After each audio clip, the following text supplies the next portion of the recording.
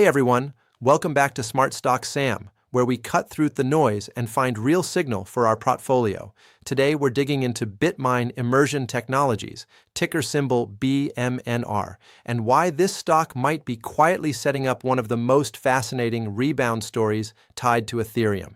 In this video, titled BMNR Rebounds with Ethereum, watch these levels next week. We're going to walk through exactly how this company lost the vast majority of its value on paper while becoming the largest corporate holder of Ethereum on the planet. We'll cover the technicals, the insider data, the options flow, and the exact levels I'm personally watching heading into next week. But stick around, because there's one hidden structural risk buried in their capital stack that could completely change this thesis if you're not paying attention. Let's get into it. And I'll be upfront with you. This is exactly the kind of setup that either turns into a textbook case study or turns into a cautionary tale. So we're going to look at both sides honestly before we get anywhere near a trade idea. Now, if you were to pull up a long-term chart of BMNR, at first glance, it looks like a disaster story. This stock hit a 52-week high of $161 and then suffered a brutal 90% decline, dragging it all the way down into the $14.36 range. For most companies, a chart shaped like that usually means the business is falling apart. But here's the question worth asking. Could a company really be collapsing while simultaneously growing its balance sheet at the same time? Because that's exactly what's happening behind the scenes. While the stock was getting crushed, BitMine was aggressively expanding its treasury, and today they hold 5.7 million Ethereum.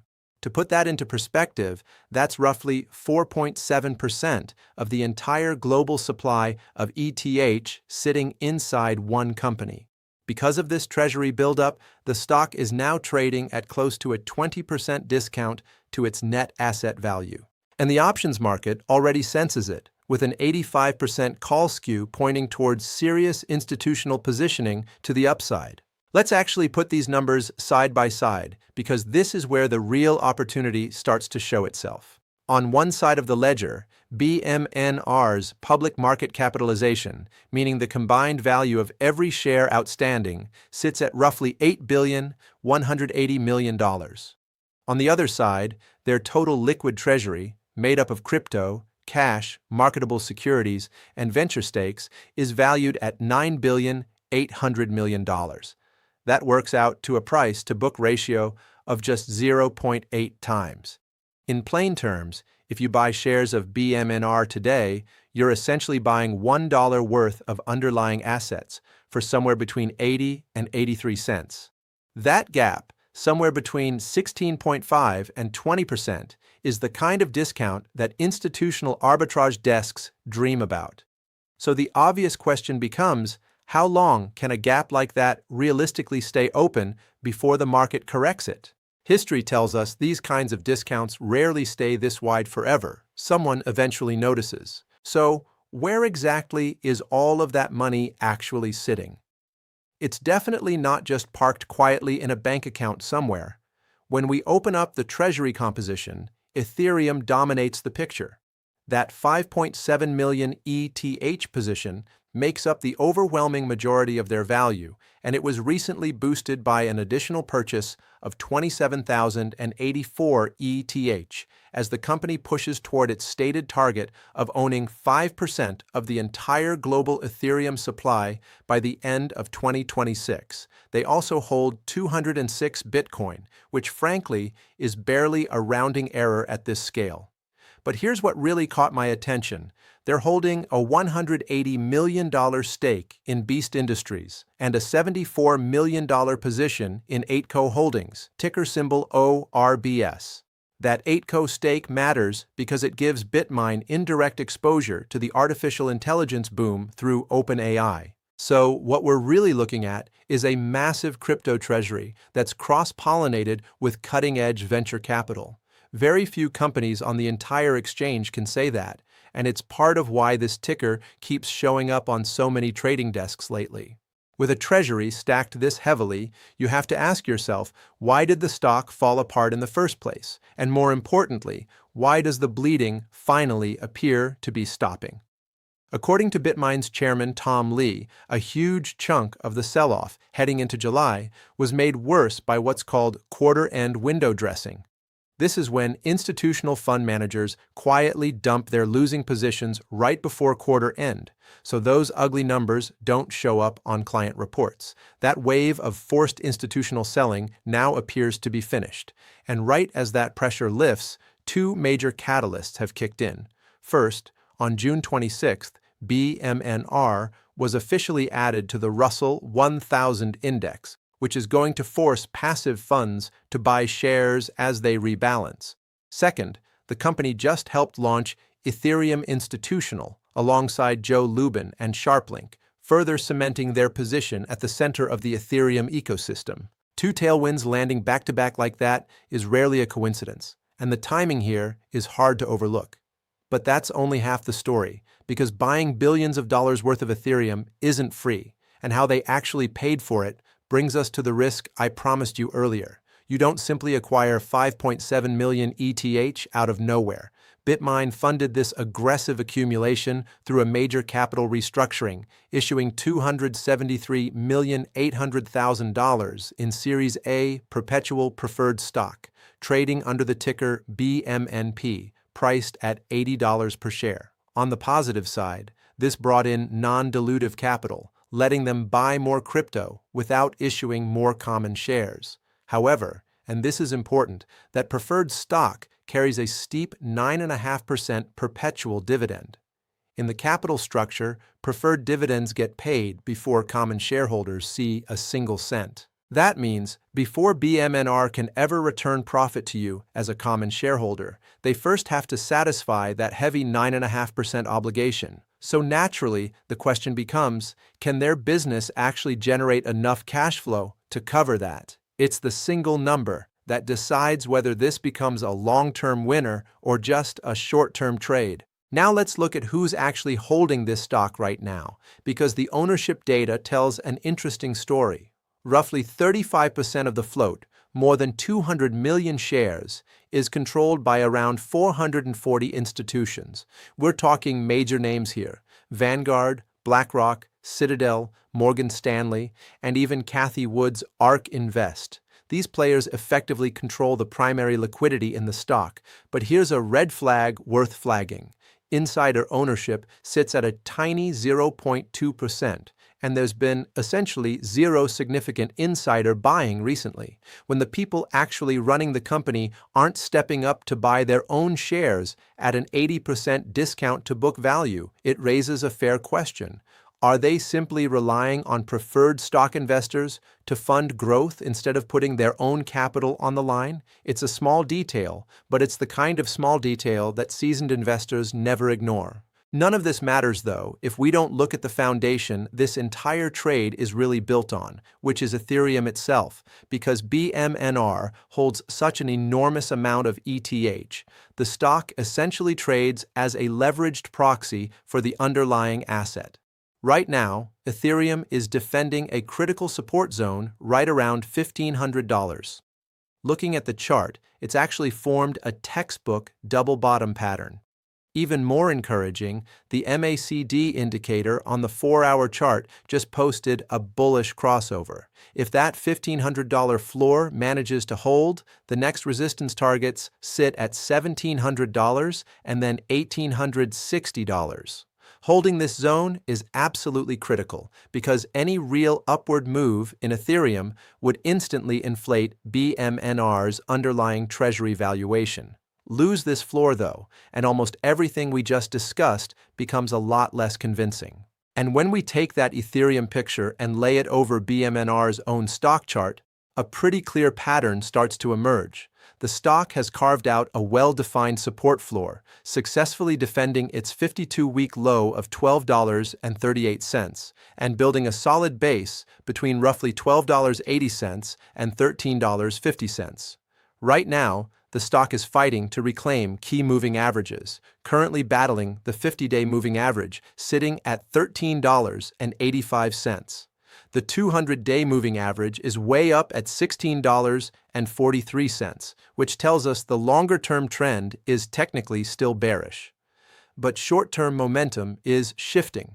The relative strength index sits at a neutral 53.48, meaning we're neither overbought nor oversold, while the MACD is now flashing a clear buy signal at 0.18.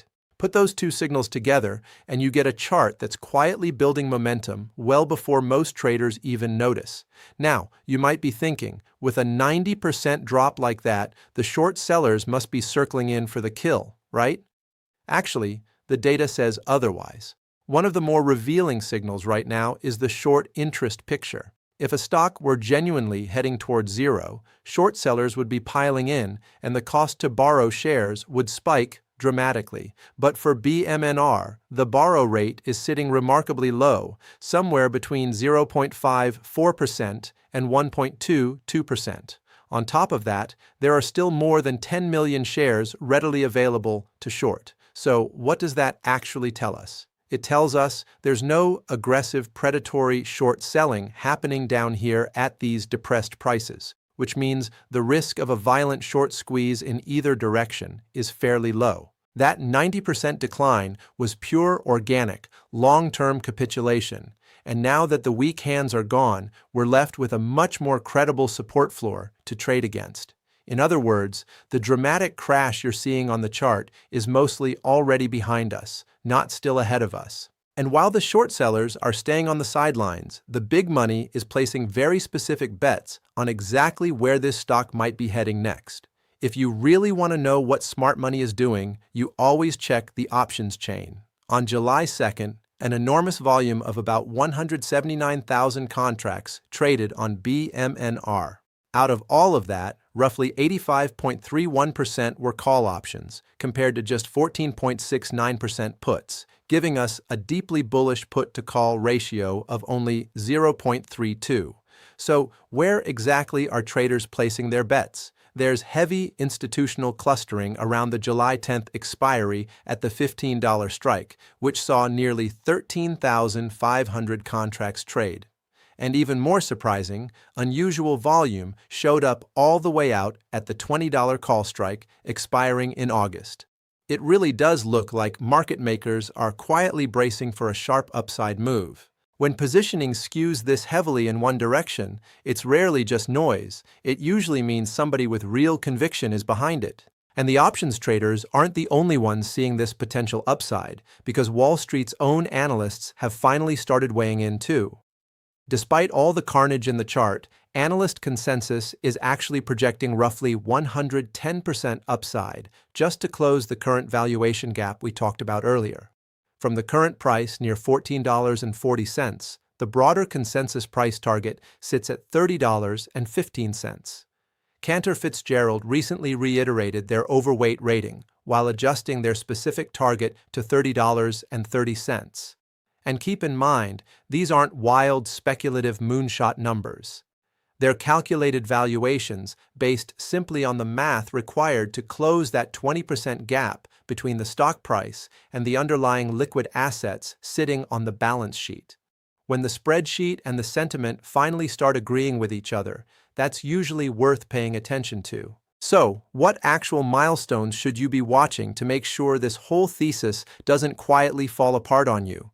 I've broken it down into a simple tracking matrix. For the short term, keep your eyes locked on three specific things. First, Ethereum needs to keep defending that $1,500 support zone. Second, BMNR needs to reclaim and hold above its 20-day moving average, sitting at $15.52. And third, we want to see continued call option accumulation building at those $15 and $20 strikes.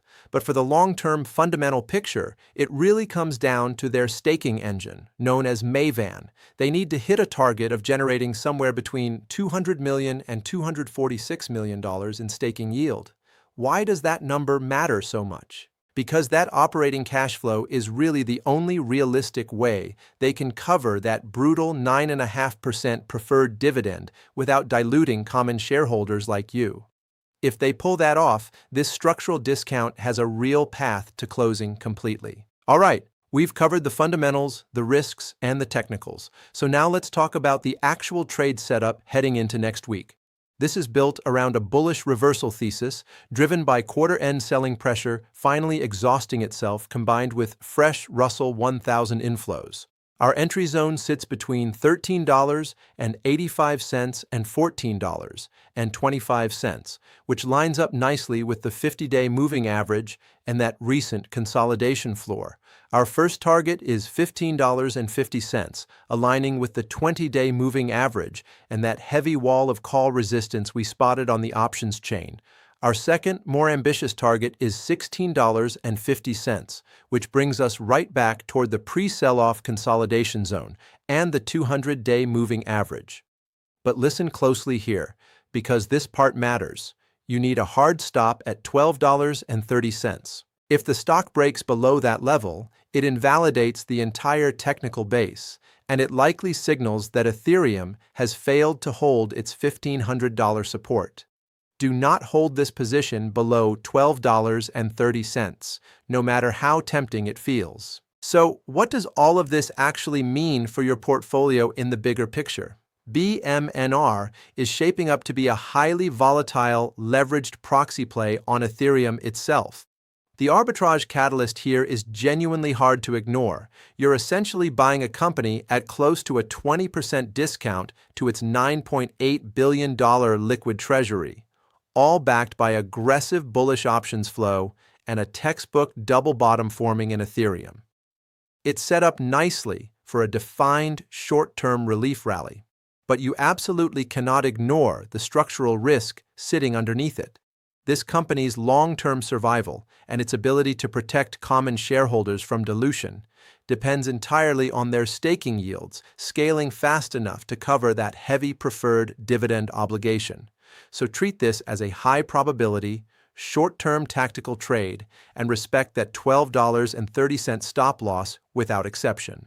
Before you go, quick reminder, everything covered in this video is for educational and informational purposes only. This is not financial advice, and I'm not a licensed financial advisor. Investing and trading involve real risk, including the risk of losing your entire investment. So please do your own research and speak with a qualified professional before making any decisions with your money. Now I want to hear from you. Do you think BMNR actually closes that valuation gap before Ethereum makes its next major move, or does this whole thesis stall out first? Drop your answer in the comments. I read every single one. If this breakdown helped you see the setup more clearly, do me a favor and smash that like button. And if you're not already subscribed to Smart Stock Sam, now's a perfect time to join the family so you never miss a setup like this one again. And if you really want to support the channel directly, you can send a super thanks right here on YouTube. It genuinely helps keep these deep dives coming every single week.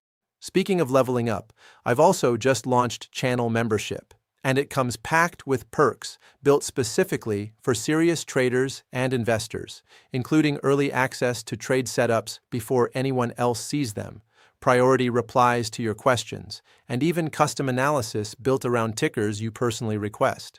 If you're serious about sharpening your edge in this market, come join the community. I would genuinely love to have you in there. Thanks so much for watching, stay sharp out there, and I'll see you in the next one.